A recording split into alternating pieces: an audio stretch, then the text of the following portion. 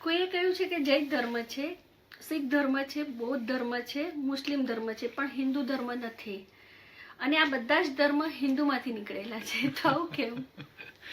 જો હંમેશા છે ને ઘણી વાર હસવાની વાત કરું, ઘણા બધા પંથો છે, ઘણા બધી આધ્યાત્મિક પ્રગતિ દુનિયામાં થયેલી છે, એનું મૂળ ખરેખર આપણું ભારત છે. પણ જેમ ઓલી વિશાળ હૃદયવાળી માં હોય એ પછી મારી ઠોકીને એમ કેવું તારી માં છું, એમ ઘણા લોકો કે અમે ખરેખર હિન્દુ ધર્મમાં નથી નીકળેલા, અમે જુદા જ છીએ. તો આપણે કે ભાઈ તું નથી. જેમ ઓલી માને કોઈ છોકરો કે તોફાની છોકરો કે તું મારી માં નથી, તો માં શું કહે, ના મારી પાસે બર્થ સર્ટિફિકેટ, એમ કે ના એ કે નથી, તું નથી મારો દીકરો, જા.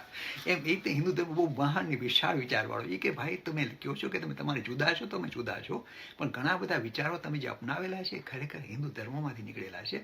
તમે માનો કે ન માનો, અને અમે મારી ઠોકીને કહેવાનું નથી કે ના તમારી રબર સ્ટેમ્પ મારો, છાપ મારો કે અમારા, કે વાંધો નહીં, તું તારી રીતે આગળ વધ. એટલે આપણે ખરેખર બીજો શબ્દ મેં કહું, ધર્મ શબ્દ ખરેખર રિલિજન શબ્દ નથી. રિલિજન આપણે ટ્રાન્સલેશન કરીને ધારો ક્રિશ્ચિયાનિટી, ઇસ્લામ, જુડાઇઝમ બધા રિલિજન કહેવાય. ખરેખર ધર્મ શબ્દ જે આપણને ચાર ધર્મને, આપણે ચાર ટ્રેડિશનને લાગુ પડે, બુદ્ધિઝમ, જૈનિઝમ, હિન્દુઝમ, શીખિઝમ, ખરેખર રિલિજન નથી. મેં કહ્યું રિલિજન નથી, એ ધાર્મિક ટ્રેડિશન છે. ધર્મનો અર્થ જુદો જ છે.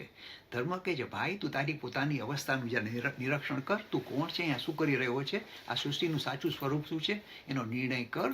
અને આ નિર્ણય કરવો એ ખરેખર ધર્મનું સાચો અર્થ છે. ધારો કે જૈન ધર્મમાં ઈશ્વરને કોઈ એવો ઈશ્વર નથી, એ પ્રમાણે બુદ્ધ ધર્મમાં ઈશ્વર નથી, કે તમારી જાતનું નિરીક્ષણ કરો ને તમારી જાતને sort your self out.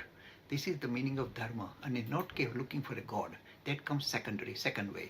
Free e-learning course in Hinduism.